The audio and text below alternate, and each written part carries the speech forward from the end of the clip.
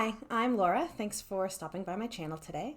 I am here with a VR for 31 Days of Witchcraft hosted by Heather Carter. As always, I'll leave info in the description box about the tag. And today I want to discuss the prompt for day 15. And day 15's prompt is, are you solitary or part of a coven? What do you think are the pros and cons of each? Okay, so I am a solitary practitioner of magic, very, very much so. I very, very, very rarely do any kind of magic or ritual with anyone else.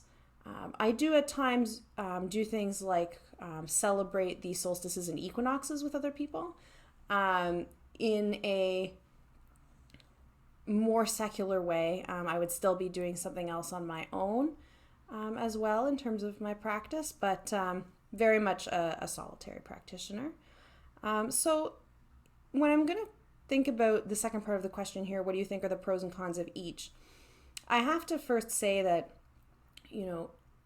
as someone who is very much a solitary practitioner of magic, I have never been in a coven.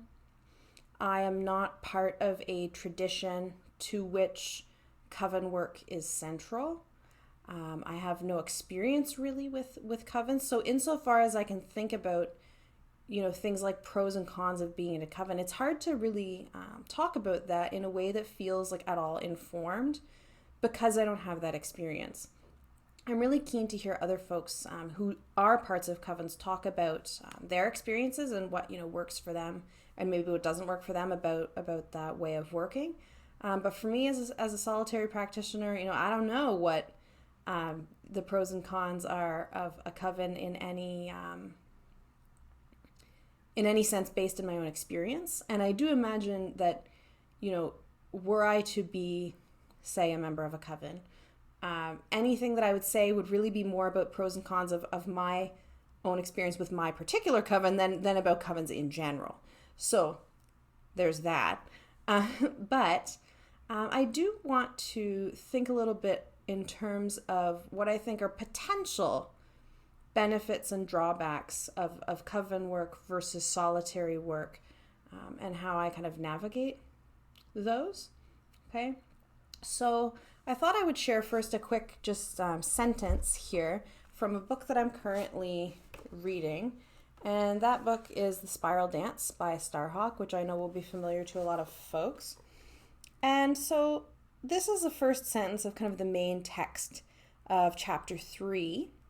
And chapter 3 is called The Coven. And I knew that this chapter called The Coven was in here, so I came looking for a reference for this video.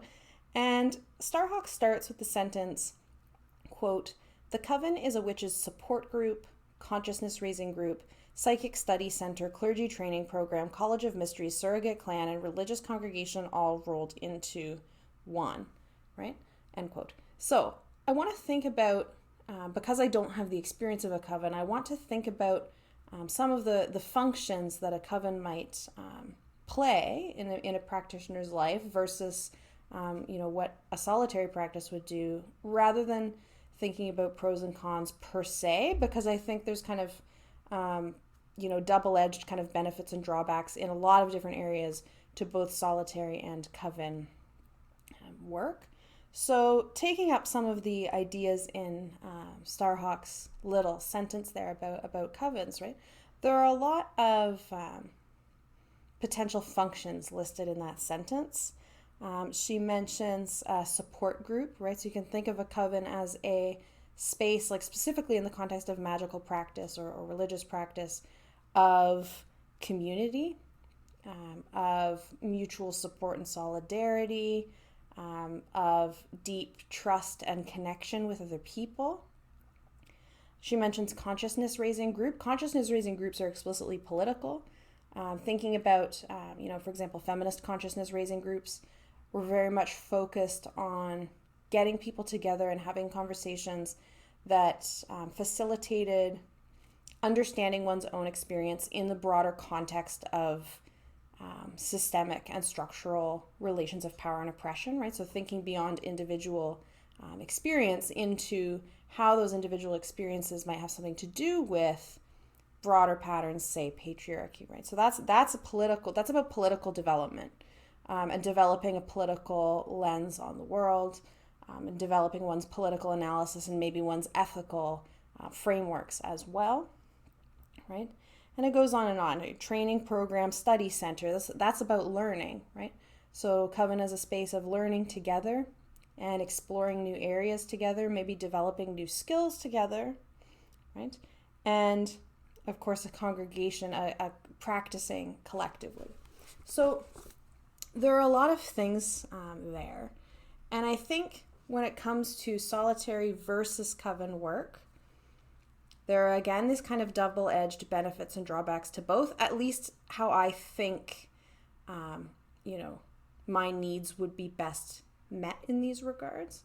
So in terms of the kind of trust and deep connection and solidarity component, I think of this kind of like, something that I have a lot more experience with would be like doing political activism in an affinity group. Right? You have a very, very small group of people who know each other very, very well, who share an analysis and approach to at least, a strong extent, who are working closely together on, a political project, or perhaps, more long-term in terms of creating political change. And that level of intimacy in a small group like that really allows for kind of next level work that you can't quite get, in a really, really large, say, demonstration where you may have some commonalities with the other people there, but you aren't, really knowingly and deliberately on the same page and working together all the time. So I think a Coven is like an affinity group in that sense. And I think that could be really beneficial. Having people, with whom you have that deep, trusting connection with, and those deep, ongoing, longer-term relationships with, that you can do really intense and personal, magical and spiritual work, like that's amazing, right? And I find that really appealing. On the other hand, I feel like thinking about that trust and connection piece, doing something like joining a Coven or a magical group of any sort is something that I really, really couldn't do lightly. I would need to feel really connected to the other folks involved in that group. I would need to feel really solidly on the same page about a lot of really important commitments that I have. And for that reason, I think it would be really hard to find. I think it would be extremely, extremely difficult for me to join a pre-existing Coven, quite frankly, because the level of connection and solidarity that I would expect is very, very high. And so I think that's a difficult thing. And I think something that's good, though, something that would be good about being in a group setting like that, is that it does bring a sense of accountability that it is hard to replicate in a solitary practice, right? And I think when it comes to thinking about accountability, you have to be being accountable to something, right? And for me, in my practice, I, have talked in previous videos about, commitments or rules, that I strive to live by, not just in my practice, but in general. And so those kind of, political commitments are things that I strive to be accountable to and to be, in integrity with. But that is different than having a group of other people to be accountable to, right? And having other people to hold you accountable to shared commitments, I think is a thing that's really hard to replicate in a solitary setting. In terms of, and maybe I'll talk about these things together. In terms of Starhawk's idea about a Coven as a consciousness-raising group, so a setting in which one works out one's political or ethical commitments and explores, how those are expressed in one's practice, right?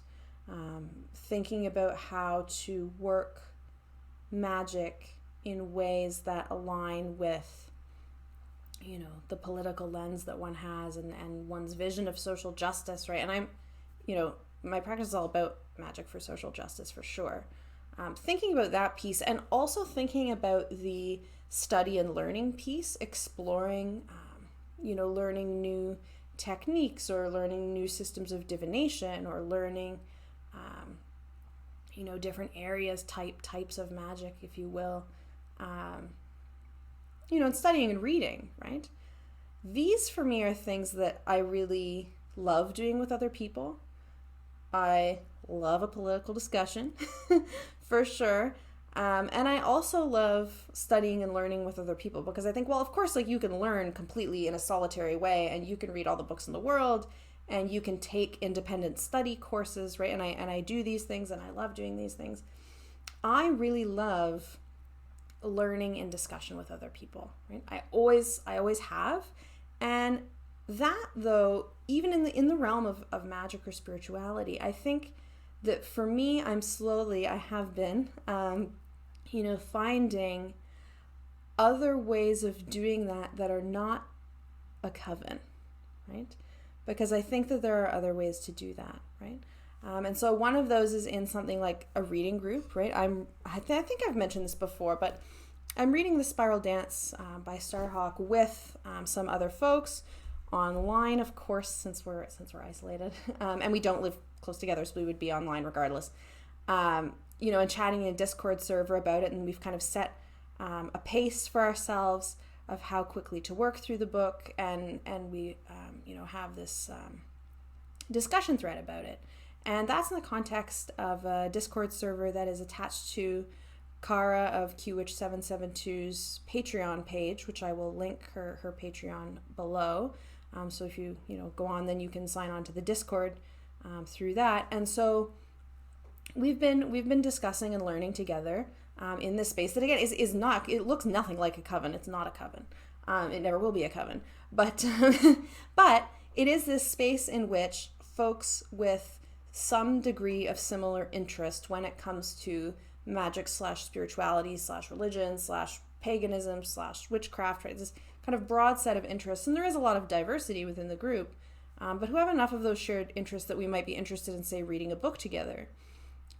That's a great space that meets, what for some folks may be kind of a role fulfilled by a coven, that certainly a coven could do in terms of learning together and studying together in areas related to magical practice or witchcraft or spirituality. But it's not a coven at all, right? It's a book club and a discussion board, and we can have discussions about those political and ethical topics when it comes to magical practice or spirituality as well, in ways that are thus far like really positive for me. And this is very, very new to me, actually. I would say that, yes, I'm very much a firmly solitary practitioner. I'm happy being a solitary practitioner, really. I'm not actively looking to join a group in any kind of formal sense. But having these discussion groups, is something that's new to me. I haven't been participating that long. Having book clubs to discuss these kinds of topics. I'm also in Katie Flowers' Blossom Book Club attached to her Patreon, which I'll also link below. And we're reading Queering the Tarot right now. So there's a bunch of folks talking about tarot together and learning and exploring these ideas together. And these kind of spaces have been really, really good for me, I think. Because as much as I am and can't imagine myself not being a very, very predominantly solitary practitioner of magic, these spaces are great for, exploring all kinds of ideas that are related to magical practice, different spiritual paths, different approaches to divination, different approaches to things like, celebrating points on the Wheel of the Year, thinking about the Wheel of the Year. All these kind of broad topics can be discussed in these kind of spaces in really like positive and productive, in my experience, ways, while I maintain my autonomy and freedom as a solitary practitioner. So I really am appreciative of these kinds of spaces for meeting some of those needs and desires that I do have to explore in connection with other people while being a solitary practitioner, to return to the question, very much so. So that's my little ramble about today's prompt on solitary and coven work. As always, I hope I made sense. I look forward again to hearing other folks answer this prompt, and particularly, I'm keen to hear about folks' experience with coven work, in as much as they are, free to and willing to and want to share those experiences, because they're not experiences that I've had. I'm interested to hear the accounts of folks who do work in that way.